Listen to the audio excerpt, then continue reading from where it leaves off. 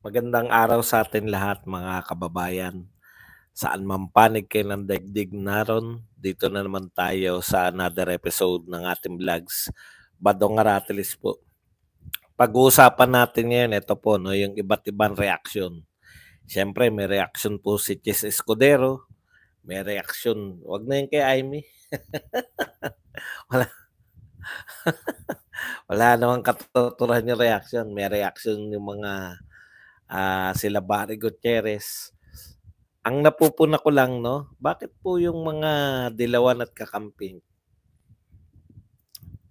masyadong atat 'no, nakakahiya. Laway na ba kayo? Lahat po sila gusto na ipalit kaagad si Leni Robredo, eh. Alam niyo hindi hindi po kayo halatang atat. Hindi pa po nakakaalis sa DepEd si si VP Sara, oh. Gusto niyo na kaagad na good gano'n ba kayo ni BBM talaga? Pinamumukha niyo ba talaga na si BBM ay kayang-kaya niyong utusan? Gano'n ba yung relasyon ng mga dilawan at kakamping? Ang lalakas ng loob, eh, na, si VP Sara daw ang ipalit, eh. Talaga?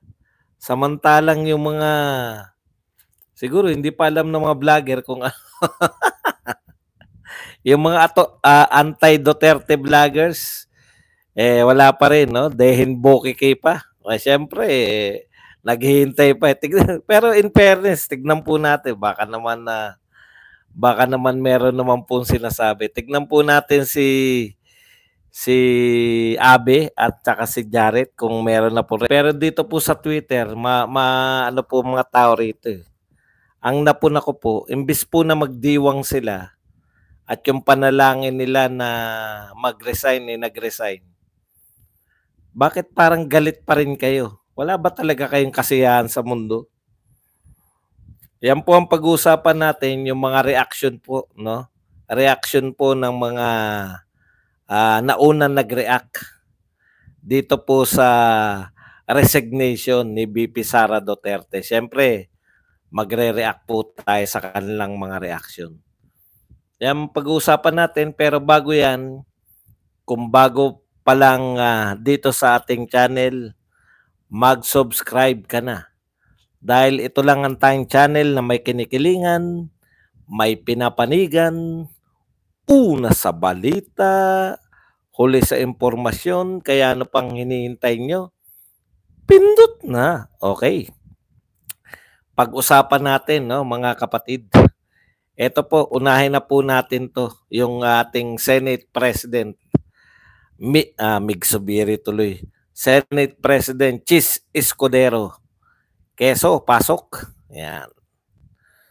Ayon po kay Keso, na kitang-kita po na medyo maganda po ang pagkakaahit ng kilay ngayon. Nagpaahit ka na naman. Si Keso naman. No? Ayon po sa kanyang kilay na mapagmataas. Pagbibitiw sa gabinete ni BP Sara, inaasahan na ni Kiss. Yan po ang sabi ni Keso, Chis Escudero. Iginagalang umano ni Senate President Chis Escudero ang desisyon ni Vice President Sara Duterte na magbitiw bilang kalihim ng DepEd. Ayon kay Chis Escudero, inaasahan na niya ang pagbibitiw ng pangalawang Pangulo mula sa gabinete matapos batikusin ng kanyang amang si dating Pangulong Rodrigo Duterte, si Pangulong Bongbong Marcos. No? Dito po ako nawiwindang sa mga hindi ko alam kung kung pareho tayo ng mga bansa eh, no? Ang gusto nilang palabas eh, isa pa, para isahan na lang. Si Barry Gutierrez, ganyan din yung sinasabi. Para isang atake na lang, pareho naman po ng punto. Ayon naman kay Barry Gutierrez,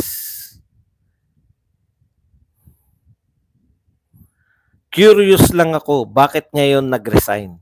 Kung delikadesa dapat nung pala nagsimulang bumanat ang tatay at kakampo niya sa ka-unit team nila. 'Di ba? Pareho, no? So, ine-expect na ni Chis Escudero na magre-resign si Sara Duterte buhat nung bumanat si Tatay Digong, no? Ganon din to si Barry Gutierrez. Ang pinalalabas nila, bumanat na si Sara Duterte. Dapat nga may delikadesa siya. Dapat noon pa nag-resign na, no? Parang ang pinalalabas nila out of the blue, walang kaabog-abog, biglang bumira si President Duterte. No, yung parang nagising isang umaga. Puta, banatan ko kaya tong BBM na to, trip ko lang. Ganun ba yung gusto nyong palabasin? Na pinagtripan lang ni Pangulong Duterte, isang umaga nagising masama ang gising, biglang binanatan si PBBM, no? Tama lang po natin ha, kasi kamakailan lang yan, wala pang isang taon pa lang yan eh. Taliwas sa gusto nyong palabasin, may dahilan kung bakit bumira si Pangulong Duterte. In fact, nung una po, nananawagan pa si Pangulong Duterte na suportahan natin si Pangulong Marcos, no? Tapos na eleksyon eh. Suportahan na. Yang papanawagan, tandang-tanda ko yan eh. Yang panawagan na yan ni Pangulong Duterte. Yung tapos na yung eleksyon ha, yung nanalo na. Very supportive po. Lahat po na magkakapatid na Duterte. Election pa lang. Very vocal po, no? Very vocal po yung magkakapatid na Duterte sa pagsuporta kay Bongbong Marcos. Nagsimula po na bumira yung mga Duterte nung pinasama ninyo, binanatan ninyo, pinagmukha nyo magnanakaw si Sara Duterte sa confidential fund. Sinimulan ng mga kaalyado ni Martin Romualdez, no? Ang Kongreso sa pamumuno ni Martin Romualdez, binanatan niyang confidential fund, dehin bokiki si Pangulong Marcos. Nakarating sa Senado, binanatan din ng mga senador, dehin bokiki si Pangulong Marcos. Pinasama ninyo si BP Sara Duterte, pero yung ka-unit team, no, yung kwento po niyan, sa totoo lang po, ibalik lang natin ng konti, no? Ibalik lang po natin kasi pinalalabas yung reaction eh. Yung reaction na ng mga Duterte. Alangan namang, di ba? Alangan namang hindi pumalag yung mga Duterte. Pinagbibintangan ninyo na magnanakaw yung Vice President ng Pilipinas. Alangan namang thank you very much po sa pagbibintang ninyo. Mga kaalyado, pamumuno ng pinsan nyo. Ganun ang gusto nyo marinig. Maraming salamat po at pinasasama nyo yung aking anak. Yun yung gusto nyo marinig sa former president. Hindi po nagsalita in defense ni Sara Duterte itong supposedly ka-unit team niya. Kaya po napilitan si Tatay Digong, pati mga kapatid, no, na magsalita laban dito sa pamahalang ito. Huwag niyong babaliktarin, Chis Escudero at Barry Gutierrez. Huwag niyong babaliktarin na nagpasimula ng lahat mga Duterte. In fact, very supportive na yung mga Duterte. Anong gagawin nyo? Pinasasama nyo si Sara Duterte. Alam nyo, sa totoo lang, humingi ng pondo si Sara Duterte. Binigyan ng Pangulo ng Pilipinas. Ikaw na nagbigay, no? BBM, ikaw na nagbigay. Tapos mga kaalyado mo bumira. Pinsan mo ang bumira. Mga kaalyado mo sa Senado. Tapos palalabasin ito ni Quezon na gentleman waiter. Gentleman daw siya eh. gentleman waiter ni First Lady, palalabasin mo na ang may kasalanan, ang naunang bumira, yung mga Duterte? Excuse me po. Sa totoo lang po tayo.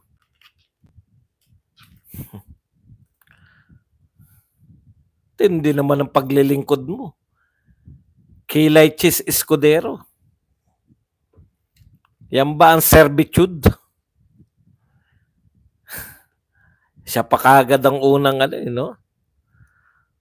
Okay, tignan po natin. Tahasan po naming sinasabi sa inyo, no? Ikaw, gentleman waiter, Chis Escudero, tahasan namin pinabubulaanan yung sinasabi mo. No? Buhat ng bumira. Ang unang napilitan pong bumira ang mga Duterte in defense of Sara Duterte. Walang nagtatanggol eh. Isolated eh. Matatag lang si Sara Duterte talaga eh. Hindi lang nila kayang gibain. Pero sa totoo, walang nagtanggol. Kinayang mag-isa. Hindi papayag yung pamilyang Duterte na api-apihin ninyo. Matapos nyong gamitin sa politika. Yang unit team na yan ay panggagamit ng Marcos sa pangalan ng Duterte. Mag-real talk tayo. Gentleman waiter. Yan ang magiging papel mo. Gentleman waiter ka na ngayon. Okay. Punta po tayo sa iba pang reaksyon. Hindi namin kayang tanggapin yan, no? Na yung mga Duterte ang nauna. Ano mahihita nila sa pagbanat?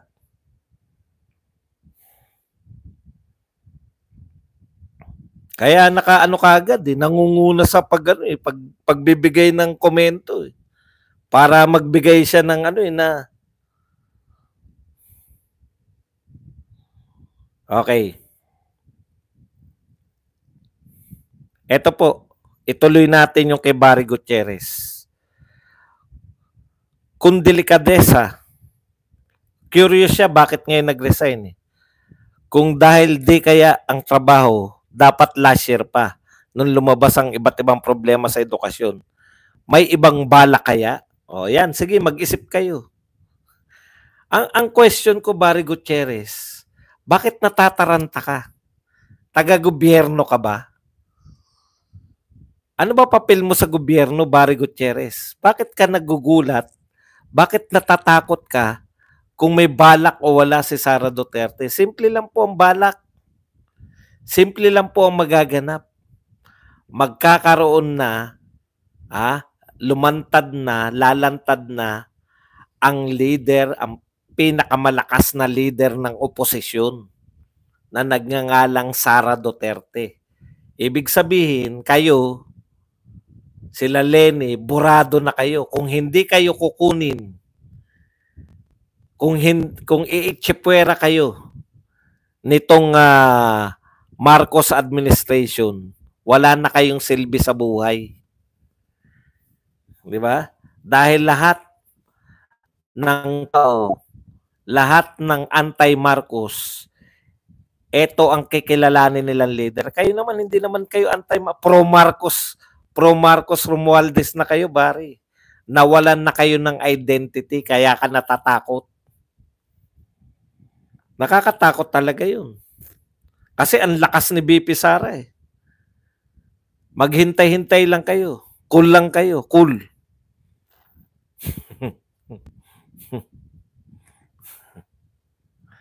Bakit kayo kinakabahan? Di ba dapat nagdidiwang kayo? Ang tagal nyo nang pinanawagan na mag-resign Nung nag-resign, wala pa rin. Ito pa isa, Batang QC. Sa madaling salita, hindi talaga niya kaya ang trabahong nakaatang sa kanya. Kaya salamat sa pagbibitiw, sadyang kawawa ang guro at mga kabataan kung patuloy na ikaw ang hahawak sa ahensyang yan. Tindi, no? Alam mo yung mga guro sa Pilipinas, batang QC, siguro bata ka pa, wala kang ideya, no? Ang mga guro sa Pilipinas, mahilig yan mag-rally. Yung mga samahan ng guro, kasi matatalino yan eh. Hindi pumapayag yan na inaapi-api yung mga teacher. Hindi pumapayag yan na inaapi-api sila. Lahat ng panahon nagrarally yung mga teacher. Sa panahon ni BP Sara Duterte, inuulit-ulit nyo lang eh. Akala nyo pag inulit-ulit nyo, mapapaniwala nyo yung tao na inutil si Sara Duterte bilang DepEd Secretary. Alam nyo, ang mga ginawa ni BP Sara, siya lang po ang nakagawa niyan. No? Inuna ni BP Sara yung kapakanan ng mga teacher. Alam nyo ba ang angal ng mga teacher? Alam ko yan kasi asawa ko teacher eh. At iba pa. Alam nyo ang pangunahing angal ng mga teacher? Ang daming pinagagawa sa mga teacher. Labas sa pagtuturo. Kaya ang mga teacher, pagod na pagod. May uwi laging trabaho. Bakit nag-uwi ng trabaho ang mga teacher? Meron bang tinuturuan sa bahay yung mga teacher? Wala. Nag-uuwi ng trabaho mga paperworks. Yan ang kauna-unahang tinarbaho ni BP Sara. Tanggalan ng mga ibang trabaho. Ibalik sa classroom yung mga teacher. Hindi nyo alam yan. Batikos lang kayo ng batikos. Pero hindi nyo alam kung ano ang mga mahalagang ginawa ni BP Sara sa DepEd. Ikalawa, pinagbakasyon niya yung mga teacher.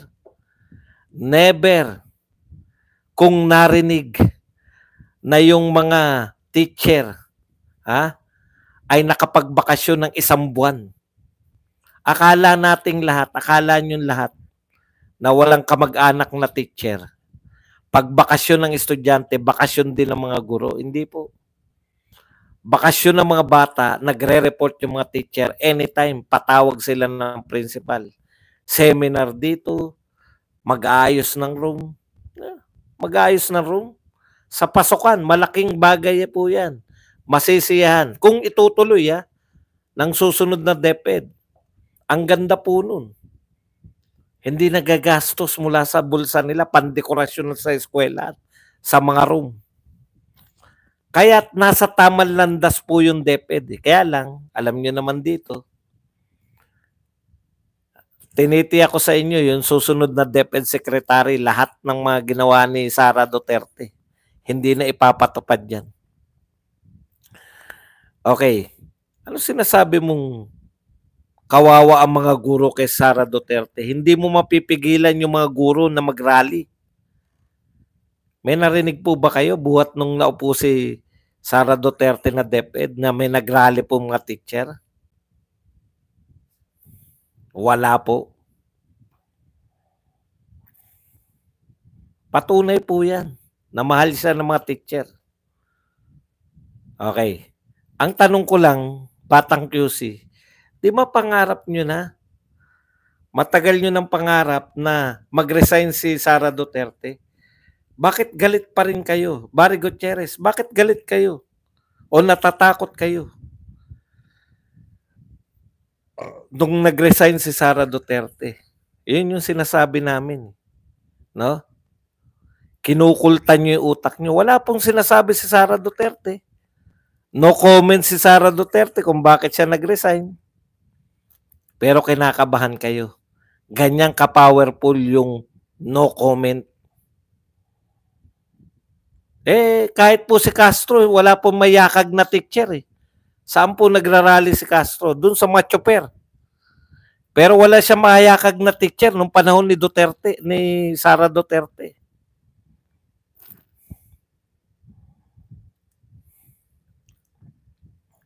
Ito po ang sabi ni Castro. Sana mas maaga niya ginawa. Castro chides BP Duterte over DepEd's resignation. Mga taong walang kasiyahan. Hindi ba dapat kayo nagbubunyi? Bakit galit pa rin kayo? Nag-resign na. Gusto nyo yan. Bakit kayo galit pa rin? No, bakit galit pa rin kayo? Ito pa isang galit. Asan na yung mga galit? Leader of the opposition, proud pa ang mga coups. Proud pa raw tayo na si Sara Duterte ay magiging leader ng opposition.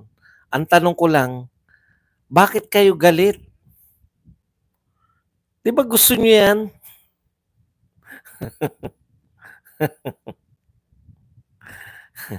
Ito po ang nakakatawang mga dilawan at kakamping. Ano po sabi ni Richard Hayderian? FYI, won't mind if Lenny takes over as new DepEd secretary after Sara resignation. After all, the former proved her competence through 6 years of isolation and limited budget. Richard Hayderian, oh no. Oh, and no confidential funds. Galing, no? Ini-endorse nyo kagad si Lenny. Ito pa isa, ini-endorse agad si Lenny. Si Eklabu. Sabi ni Eklabu, due to Vice President Sara Duterte's resignation as DepEd Secretary, I humbly endorse Attorney Lenny Robredo as the next DepEd Secretary. Do you agree with me on this? Antindi, no? Antindi ng mga sapaw nitong mga dilawan, no? Alam niyo po, sa totoo lang, hindi pa po natutuyo yung tinta. Yung pirma ni VP Sara Duterte na siya ay nag-resign, pinipirmahan niya resignation. Nung nag-resign ako, pinirmahan ko eh. Hindi pa natutuyo yung tinta na resignation ni Sara Duterte. Nananawagan na kayo na ipalit si VP Lenny, si Lenny Robredo. Alam nyo, sana pagbigyan kayo. No? Sana pagbigyan kayo ni BBM. Alam nyo kung bakit? Para maging masaya po ang Pilipinas. Napakasaya. DepEd Secretary, ang galing po sa kwentahan yan. Magaling din po sa geography. Magaling din po sa mathematics. Saan pa ba yun? Yung mga transportation, engineering. Napakagaling din po niya sa engineering.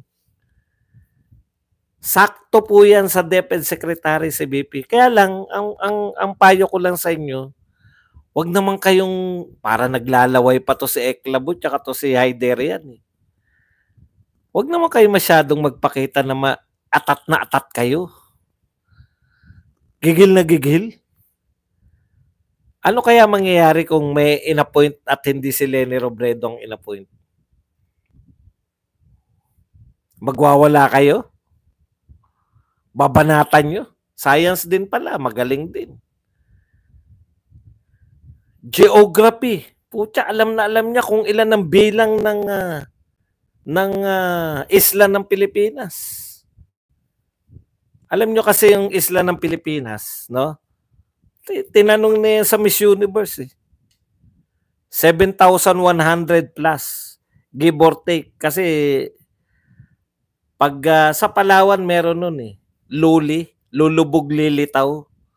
Pag high tide, wala yung isla. Pag low tide, may isla. O Luli Island. Kaya po depende kung low tide o high tide. No?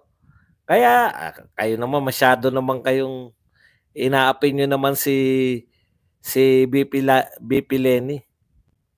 Tama yung sagot ng asawa ni Aga Mulak nung in-interview siya sa Miss Universe. It depends. If it is low tide or high tide, yung laki ng dami ng ang ibig niya sabihin, minsan 7,100, minsan 7,110, depende sa high tide at low tide. Pero kay Lenny Robredo, puta matindi. 1,700. Pag low tide, pag high tide, nawawala yung 7,000. Kay Arlene Mulak eh. Arlene Mulak ba yun? Anong pangalan? Yun na nga. 7 lang yung nawawala eh. Kay Leni Robredo, 7,000 eh. Okay na okay po yan sa amin. Para naman po, alam nyo, malungkot na yung mundo natin eh. Panay problema po.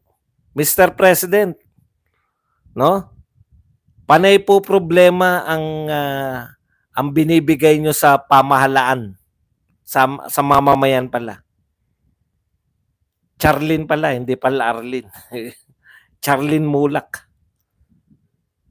Mr. President, sawa na po kami sa pagbibigay, pinoproblema nyo kami ng traffic, ng POGO, ng POGO, ng West Philippine Sea. Bigyan nyo naman kami ng sekretary na pagtatawanan naman namin. Eh talagang nakakatawa po yan. Nako, maniwala kayo sa akin. Nakinikinit ako na pag yan ng sekretary. Pero ganun pa man, ano kaya Hyderian ang gagawin nyo? Mga pikon niya mga yan eh. Pag hindi na pagbibigyan, kasi mga isip bata eh. Kasi yung mga dilawan at kakamping, panay isip bata po yan. Kaya tiniti ako pag iba po ang inappoint, nako, magmamaktol na naman yung mga yan. Hindi na kami makikipag-unit team. Magsasarili kami. Si Shell Jokno na ang aming pambato. Putang tindi, no? Shell Jokno. Mr. President, patakbuhin nyo ulit si Larry Gadon. Para nag-uunahan sila ni Shell Jokno na pinakamaraming talo. Gawin na natin komedya na lang ang Pilipinas. No?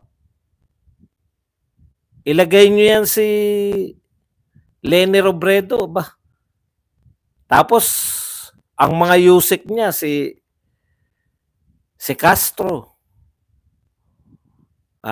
Si Franz Castro, tsaka si Raul Manuel. Oo, di ba? Ganda po niyan. Saktong-sakto yan. Defense Secretary Leni Robredo. Mga yusik mo, si Manuel, tsaka si Franz Castro.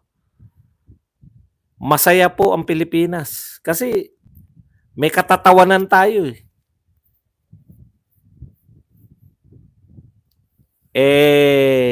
Ang presidente pa po ng Southeast Asian nation, mga DepEd secretary si BP Sara. Siyempre malilipat 'yun sa susunod, 'di ba? Si Leni Robredo magiging president ng Southeast Asia. Tuturuan niya isa-isa yung mga 'yan.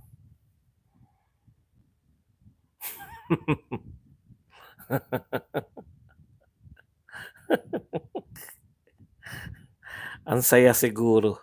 Okay, ano po epekto, no, ng pagre-resign ni BP Sara? Ito po, may maganda po sinabi ito si Harry Roque. BP Sara has just resigned as DepEd Secretary and as Vice Chair of NTF-ELCAC. Unit team has formally been dissolved and she has just become the leader of the opposition. The line has been drawn. The Philippines finally has a real leader onward to transparency, accountability, peace, and security. Let's redeem the Philippines. Talagang positive po, no? Napaka-positive po ng pagre-resign ni BP Sara.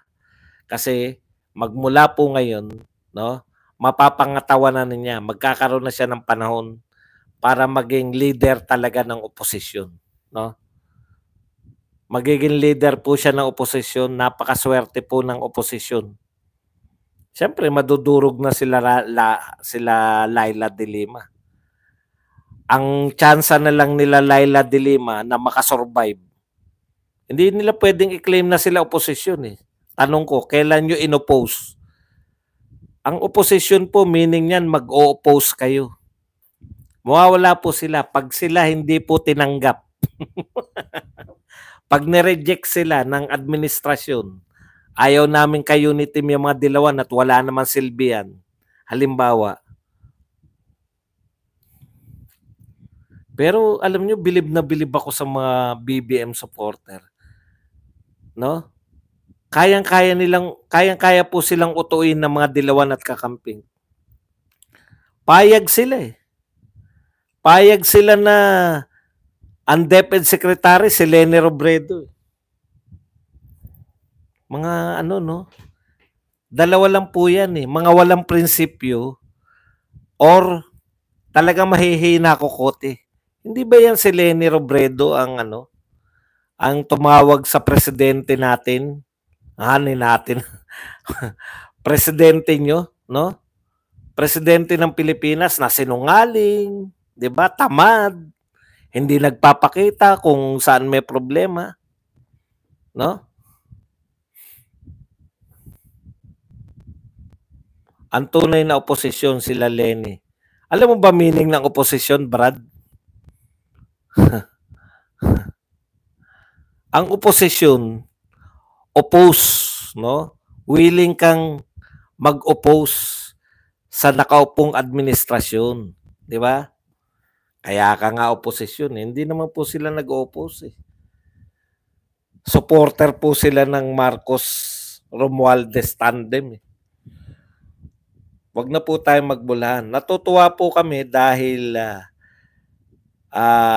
kahit hindi pa po nagsasalita si BP Sara,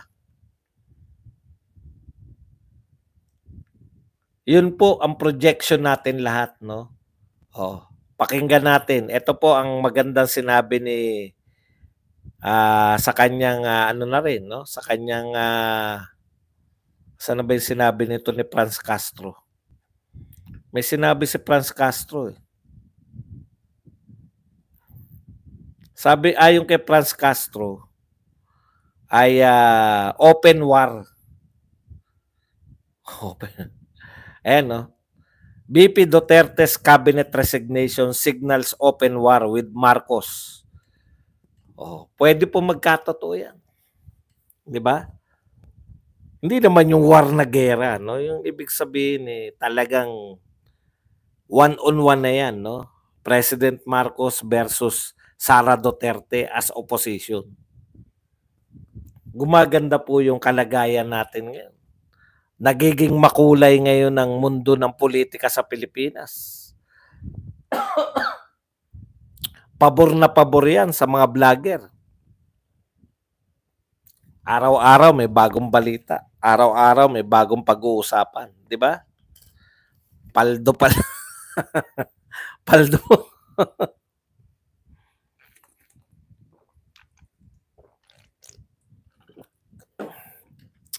Paldo ang mga vlogger niyan. Bakit naman kami magtatras sa dilawan? Ikaw naman kalaban na ang mga Duterte po ay consistent. Yung mga Marcos, hindi po, nagtataka nga ako eh, no? Ang Marcos po ang binanatan niyan dekada ng mga dilawan. Pero very willing silang makipag. Yan po, dyan mo nyo po makikita. Sa tingin nyo po ba may Duterte? Mayroong pong Duterte supporter na gustong makipag-alyansa sa mga dilawan at kakamping? Kalokohan po yan. Yan po ang mga grupo ng tao na talagang hindi mo mapagkakatiwalaan. Yan po, yung mga dilawan. Pinaka-worst na maging kakampiyan.